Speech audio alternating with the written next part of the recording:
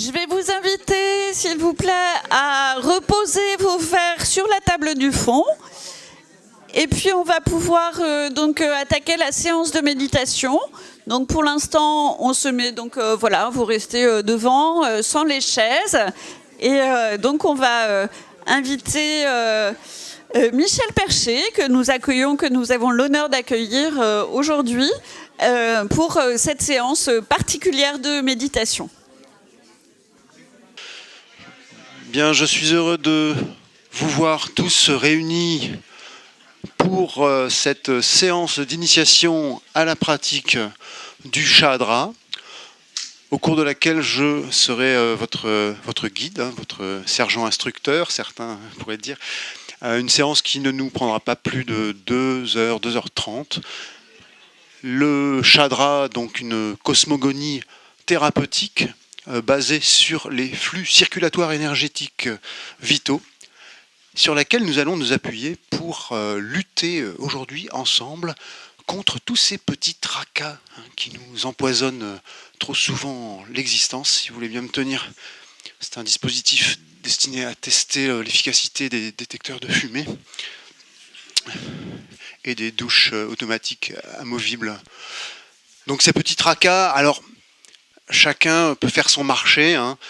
Pour certains, ça sera le phylloxéra, pour d'autres, la toxoplasmose, ou bien la spéculation immobilière, ou bien la maladie de Charcot, ou bien la délinquance astucieuse, ou bien la domination masculine. Enfin, toutes ces petites choses qui, si on les supprimait, amélioreraient peut-être notre existence globalement. Alors vous vous interrogez peut-être sur la nature de cette discipline qui est à cheval entre une thérapie et un art martial, on ne sait pas trop. Il faut savoir que le Chadra associe la prise de conscience des états corporels à l'autothérapie performative analytique. Donc ça en fait une discipline, bien entendu, proche de la méditation alternative, mais beaucoup plus axée sur la conscience de soi et la spiritualité néo-comportementaliste. Voilà, le Chadra emprunte l'essentiel de ses techniques respiratoires au Qigong, une des 9 voies de la sagesse orientale, dont l'un des axes principaux est la création d'une résonance harmonique avec les champs telluriques électromagnétiques qui parcourent les méridiens terrestres. D'accord ? Alors je vais lancer la première vibration qui va nous permettre de nous connecter tous et toutes ensemble. Vous voyez que pour les besoins de cette cérémonie, je me suis enduit de cette délicieuse terre du Chinonais qui mélange argilo-calcaire qui repose sur une couche de gneiss enserrée dans une gangue métamorphique de zircon et de feldspath, et qui donne ce léger goût de banane bien connu au jus de la treille locale. Voilà, donc je pense que la séance peut maintenant commencer et nous allons immédiatement travailler sur la posture. Je vais vous demander de trouver votre posture. Alors pour ceux qui ont ramené une planche à clous, eh bien, vous pouvez la sortir. Pour les autres, eh bien, je dirais pas de panique, puisque nous sommes dans une zone urbaine, je dirais une petite ville de province, donc on peut trouver à la fois peut-être des outils du type tesson de bouteille, ça ne devrait pas être très compliqué ici, des tessons de bouteille, peut-être du verre pilé, mais également, en allant un peu plus vers la campagne, eh bien, des buissons d'aubépines, des champs d'orties, peut-être des rosiers grimpants. Toutes ces choses, si vous avez la chance par exemple d'être à proximité d'un barbecue, n'hésitez pas, vous jetez simplement quelques braises au sol et ça vous fait un terrain de prédilection pour la pratique du Chadra, puisque ce qu'il faut retenir de tout cela, c'est que la douleur est un signal extrêmement intéressant, parce que la douleur nous est transmise par nos canaux, par nos vecteurs énergétiques, par tous ces méridiens qui nous parcourent, comme les méridiens terrestres qui font jaillir leur énergie tellurique. D'ailleurs, Chinon est, je le crois, un nœud tellurique important au niveau énergétique. J'étais hier dans les caves peintes et j'ai bien senti comme un vertige à la fin de la soirée qui, à mon avis, est dû à cette sorte de surabondance énergétique. Et donc, c'est un lieu idéal pour la pratique du Chadra. Alors, nous sommes maintenant, et je vais vous demander de suivre mes enseignements et mes consignes. Donc on a les pieds à la largeur du bassin. On opère une antéversion du bassin, un petit peu comme si, voilà, comme ceci. On serre un peu les fesses, on serre également le périnée. On continue à respirer tout au long de la séance. On peut faire en signe de bienvenue le signe du chakra vulvaire, qui est un signe d'ouverture, un signe d'ouverture à tous les possibles, à tout ce qui pourrait advenir, à tout ce qui pourrait survenir. Voilà, c'est quand même une ouverture au monde que ce signe symbolise. Et je vais vous demander maintenant de vous concentrer sur votre plancher pelvien et plus précisément sur la zone, vous pouvez fermer les yeux, sur la zone bulbo-caverneuse du périnée profond, en allant chercher un mouvement de balancier. Et là on va légèrement étendre la main droite et la jambe droite et voilà, faire ce petit mouvement de balancier avec l'obturateur interne du trochantérien. Bon, moi je le fais pas parce que j'ai un peu mal, mais vous pouvez en fait l'idée c'est vraiment de tendre la partie semi-membraneuse du quadriceps fémoral pour l'aligner avec le troisième fibulaire du grand adducteur. Comme je dis souvent, si vous avez mal, c'est que vous le faites bien. On continue à respirer par la bouche tranquillement. Voilà. Et ce mouvement, et on va le faire de l'autre côté également, ce mouvement d'oscillation nous rappelle que nous sommes en quelque sorte une tige. Par exemple, une tige, imaginez peut-être un petit véhicule, un tout petit véhicule comme un petit vaisseau, un vaisseau capillaire. Et donc par capillarité, l'énergie mais également la sève, le fluide tellurique va irriguer, va infuser et va nous remplir de bas en haut. Et nous sommes donc une tige, par exemple une tige de culbuteur. Et pour ceux qui sont versés dans les mécaniques, je pense que beaucoup ont des tracteurs ici. Et on peut osciller comme ça au gré du vent et on ferme les yeux. Et on ferme les yeux et on imagine que la partie du cylindre qui rentre en contact avec la soupape d'admission se fait subitement très légère. Un peu comme si le moyeu de centrage de l'axe du carburateur était déconnecté du tambour d'allumage de la courroie du vilebrequin.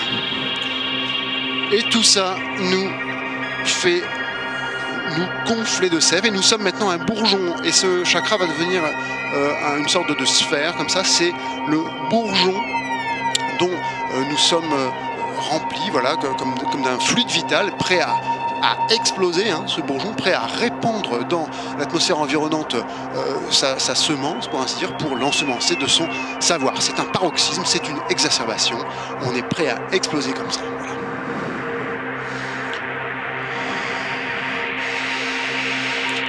Et de la tige au bourgeon et du bourgeon à l'arbre. Et alors là, on va ouvrir nos branches et puis on va continuer à faire infuser toute cette sève qui monte. Alors si vous êtes plutôt bonsaï et vous mettez le pied sur la cheville, c'est pas sur le genou, pas sur le genou, je veux pas qu'il y ait d'accident ici. On est dimanche, je ne sais pas, l'hôpital est quand même encore un peu loin. Donc vous mettez, si vous êtes plutôt séquoia, vous mettez comme moi ici. Et vous pouvez être à la fois le conifère et à la fois le peuplier. Donc en fait, il y en a vraiment pour tous les goûts dans le chadra. Vous avez compris que c'est largement métaphorique comme discipline, mais vous pouvez faire les mouvements quand même parce que on se sent quand même beaucoup mieux après. Et donc cette pression que vous exercez là, de la cuisse contre le pied, fait en fait, cette pression fait monter la sève, véritablement. Mais ça ne suffit pas. Pour le moment, nous avons été une tige, un bourgeon, un arbre, tout cela est fort joli. J'aimerais bien vous voir faire les mouvements quand même. Alors même si vous ne voulez pas tacher votre bon pantalon en flanelle, faites au moins la canopée. Merci, voilà. Ok, super. Vous pouvez faire légèrement osciller, pas forcément en rythme. Vous avez déjà vu une forêt vue d'avion, ou peut-être pas d'ailleurs. C'est pas très grave. Non, voilà, très bien. Et en tant qu'arbre, on va essayer de penser à nos ancêtres. On peut changer de tronc. On va essayer de penser à nos ancêtres, les premiers arbres apparus, je le rappelle, à la fin du Crétacé supérieur, les premiers angiospermes, qui ont eu besoin de s'appuyer sur les insectes pour survivre. D'accord ? Eh bien, on va faire pareil, on va s'appuyer sur les insectes. Attention, c'est une métaphore là encore. Nous n'écraserons pas d'insectes aujourd'hui, puisque nous sommes tous reliés les uns aux autres. On continue avec les branches. Si vous avez des crampes dans les bras, demandez à un voisin de vous soutenir. Et on continue à faire osciller nos branches comme ça. Nous sommes une forêt, c'est magnifique. J'ai rarement vu une harmonie pareille. Quand je disais qu'on avait une force tellurique extrêmement impressionnante, à moins que ce soit le petit intermède gustatif auquel vous avez été convié avant mon intervention, mais c'est formidable. C'est esthétiquement même vraiment très très joli. Et pourtant, j'ai pas mes lunettes.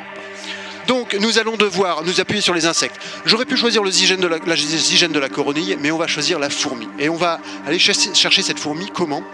Eh bien en nous enduisant, symboliquement là encore, du miel de la bienveillance. Et donc ce miel, on va s'en tartiner. On se tartine de ce miel et aux extrémités, on fait ce petit geste qui me permet d'abord de répandre de l'argile en poudre dans toute l'atmosphère et en plus de se débarrasser de toutes les énergies négatives. Nous sommes maintenant tartinés du miel de la bienveillance dont nous allons, pour ainsi dire, faire l'aumône à cette petite fourmi que nous attirons. Et donc, nous allons chercher les fourmis de cette façon. On se baisse, on lève les orteils. On lève les orteils pour ne pas écraser la fourmi. Et chut, chut, ces petits insectes accourent avec toute la puissance de leurs petites pattes. Elles se mettent à grimper sur nos radicelles par l'odeur du miel alléché, hein. Elles se mettent à grimper sur nos racines. Alors, il peut arriver que vous ayez les racines décolorées, ça n'est pas bien grave. C'est souvent un manque de chlorophylle, voilà. Consécutif à une carence en calcium, dont la cause classique est une panne de yaourtière. Mais on peut y remédier sans problème. Ces fourmis grimpent maintenant sur notre tronc, sur notre écorce. Ces fourmis, faites ce geste un petit peu langoureux, c'est pas très grave, on est entre nous. Ces fourmis grimpent maintenant sur nos branches et nos petites branchioles et nos petites branchettes et nos petits branchages, etc. Et chacune de ces fourmis est comme un influx chimique ou électrique entre les neurones et les dendrites de l'arbre de la connaissance que nous sommes en train de devenir en étendant notre système racinaire au-delà des limites de l'univers connu. Nous avons enclenché ce qu'on appelle un processus symbiotique avec cette fourmi. Elles viennent, ces fourmis sont des petits véhicules qui véhiculent quoi? Eh bien toute une somme de connaissances sur la structuration même du tissu spatio-temporel dont nous sommes, nous, partie intégrante, dont nous sommes un fil de chaîne ou un fil de trame, vous choisissez votre orientation sociopolitique, vous faites ce que vous voulez. Et là, normalement, on sent l'énergie qui s'en va du bout des doigts et qui va chatouiller les voisins et les voisines, et réciproquement. Et c'est le moment traditionnel où je propose une séance de body contact, au cours de laquelle on va s'affranchir d'un certain nombre de conventions sociales et pulvériser un petit peu quelques siècles d'ordre moral pour ne plus faire qu'un seul corps. Malheureusement, après discussion avec Madame Magrin, j'ai appris que cette séance ne pourrait avoir lieu, en tout cas ici et maintenant, peut-être plus tard et ailleurs. Et donc, en résumé, ne faites rien. Et comme vous ne faites rien, comme nous ne faisons rien, j'aimerais bien voir tout le monde faire ce geste de l'infusion énergétique vers les voisins. Voilà, très bien. Eh bien, comme nous ne faisons rien, à part remuer les doigts d'une façon ridicule, eh bien nous sommes assujettis à la seule force gravitationnelle et nous pouvons nous laisser tomber dans une fourmi, la première qui passe, puisque toutes les fourmis se valent pour nous. Et nous allons nous laisser tomber dans cette fourmi et nous allons endosser son costume. Et cette fourmi n'existe plus qu'à travers notre propre sensation d'être au monde. Et là, on va faire ce mouvement de jerk un peu pour endosser le costume de la fourmi parce qu'il est très étroit. Voilà. Et cette fourmi n'existe plus qu'à travers notre propre sensation, hein, avec nos petites pattes, avec nos petites antennes, avec nos petites phéromones, puisque j'ai dit qu'on avait fait l'aumône du miel à la fourmi aussi, elle a ses phéromones tous les mois et elle vous les offre en échange. C'est un potlatch, un don réciproque, un échange non marchand. Est-ce qu'on pourrait mettre ce truc ailleurs? Ça fait une odeur vraiment pestilentielle. Je vais mettre ça. Merci. Et nous réalisons à cet instant, en tant que fourmis, on garde les pieds largeurs du bassin, on garde la tension périnéale. Nous réalisons que ce qui est ici est également ailleurs. Nous réalisons que ce qui est en haut est aussi en bas.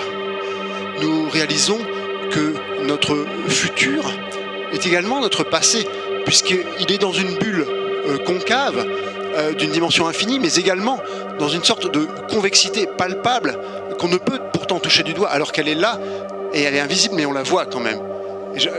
C'est pas forcément nécessaire d'essayer de rationaliser quand je parle.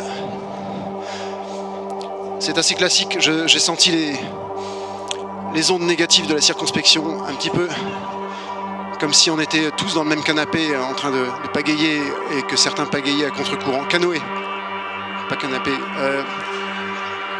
Bref, laissez-vous porter par le son de ma voix et n'essayez pas de rationaliser.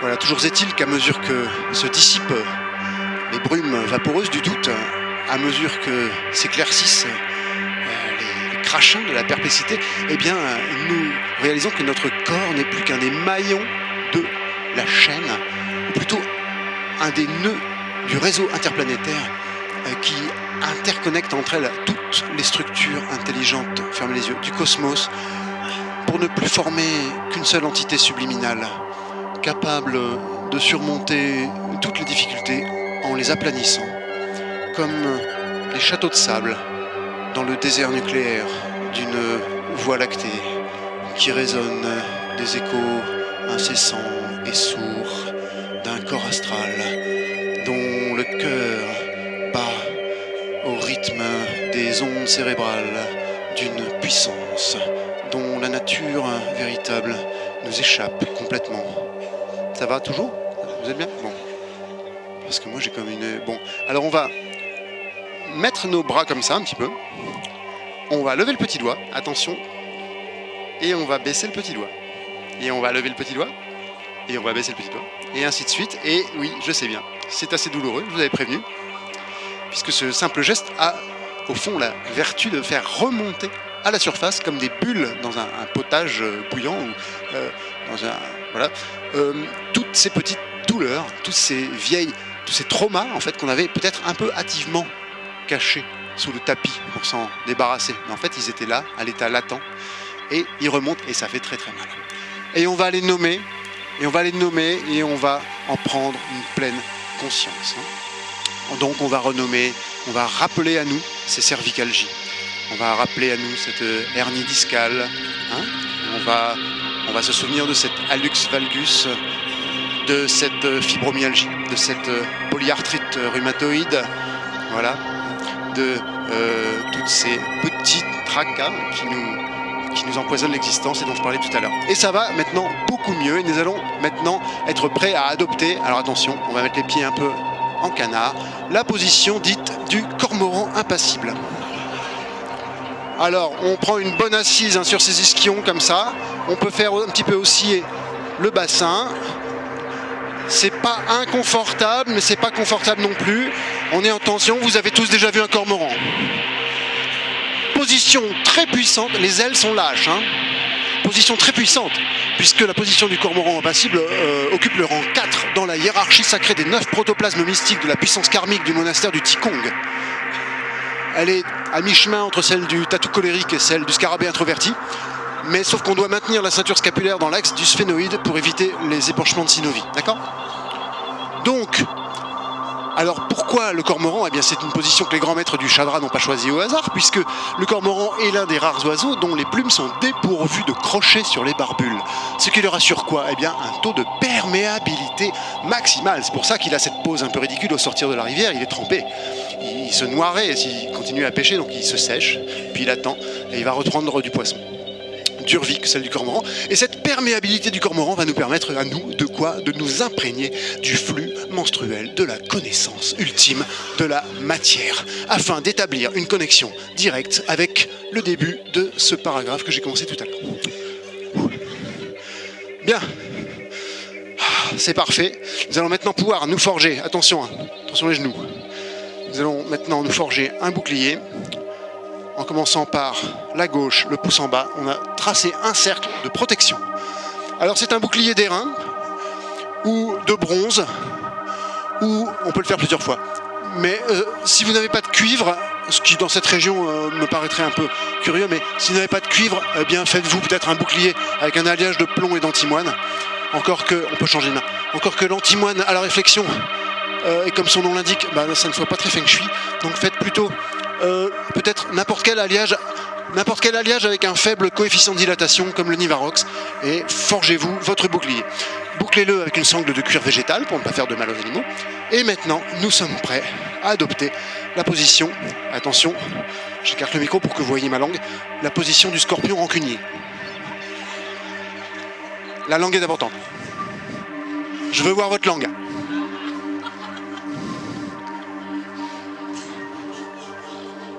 C'est pas mal. Le scorpion rancunier est muni de pinces. Ces pinces vont lui permettre de se saisir des problèmes. Tous les problèmes que vous avez, vous allez pouvoir vous en saisir. Évidemment, c'est un simulacre de combat. C'est un combat symbolique. Nous avons convoqué ces problèmes dans une arène symbolique. Mais ça marche. C'est du même ressort, si vous voulez, que l'homéopathie vaudou, ou la biodynamie vibratoire, ou la radiesthésie dentaire. Bon. Donc on va maintenant aller se pencher comme ça pour défaire les nœuds du problème, que ce soit des nœuds gordiens, des nœuds borroméens, tout type de nœuds, le scorpion les déchire et on a une pelote, une sorte de petite pelote de fil qu'on va retendre et redresser pour la remettre sur la bobine de la vie. Et comme ça nous permet de nous redresser, comme nous redressons d'ailleurs notre colonne vertébrale, en repoussant le diaphragme vers le plancher stomacal, de manière à emmagasiner une grande quantité d'oxygène liquide pour propulser notre fusée intérieure vers les satellites de Neptune. Neptune qui est en conjonction de coordination avec le cancer dont je n'ai pas parlé mais qui fait également partie des cibles possibles du chakra. Voilà. On sent bien la fusée intérieure, c'est pas mal.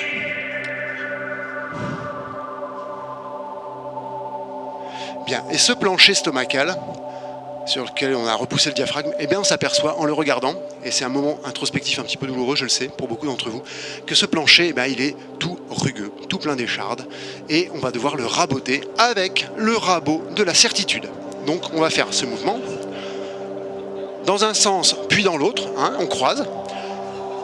Voilà, maintenant on peut associer ça au papier de verre de la conviction. Imaginez que vous êtes un DJ. Voilà, c'est pas mal. Et puis, une dernière couche du vitrificateur de la sérénité. Et maintenant, on croise les couches. Et maintenant, qu'est-ce qu'on observe sur notre plancher stomacal? Eh bien, qu'il est... Vous avez tous entendu la conférence sur le ventre hier. Là, c'est un ventre, mais un ventre mou, un ventre vide, un ventre creux. C'est comme une bulle de néant. Et cette bulle de néant, on peut s'y mirer. C'est un vrai miroir, puisque nous l'avons vitrifié par 2 fois. Et on peut se voir dans notre propre ventre.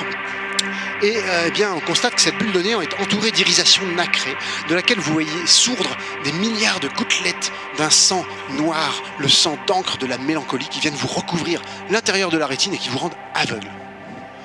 Je suis désolé, il faut en passer par là. C'est une cécité, cela dit, qui est passagère et bienveillante puisqu'elle vous permet de retrouver votre 3e œil qui était caché derrière le sternum. Pour faire le 3e œil, vous faites ça avec vos doigts, ça fait le signe de l'infini, vous faites un triangle et on va le replacer, ce 3e œil, sur le front. Magnifique. Magnifique. Et grâce à ce 3e œil, vous pouvez contempler non seulement votre plancher stomacal, mais également vos bronches qui deviennent les tuyaux d'un orgue aux dimensions cosmiques, qui vous permet de revivre votre naissance. Et vous quittez un cocon amniotique d'une douceur infinie pour être propulsé dans le tourbillon de la vie. Et vous revivez toute votre existence jusqu'à ce jour d'avril 2017 où vous aviez perdu vos clés. Et ces clés, les voici devant vous.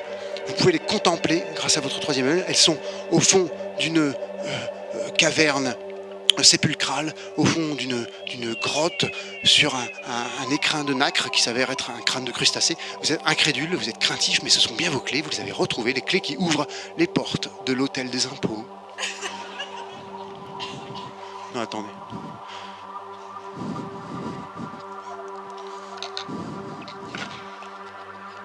Non, n'importe quoi.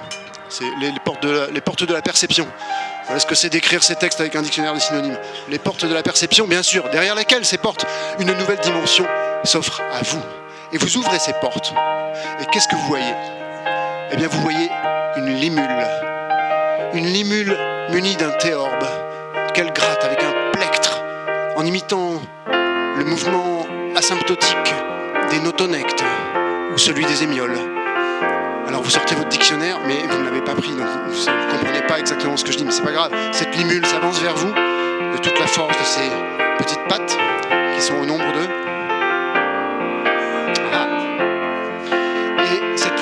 allez-y en vous tutoyant pour les besoins de la métrique. C'est des conseils en fait. Avance sur ton chemin intérieur. Ta conscience s'est endormie en douceur. La souffrance est ton ami, n'aie pas peur. Le silence envahit ton cœur. Je suis Michel Percher, j'ai voulu concilier mes deux amours, mes deux passions. D'un côté la musique dite de variété, de l'autre la méditation.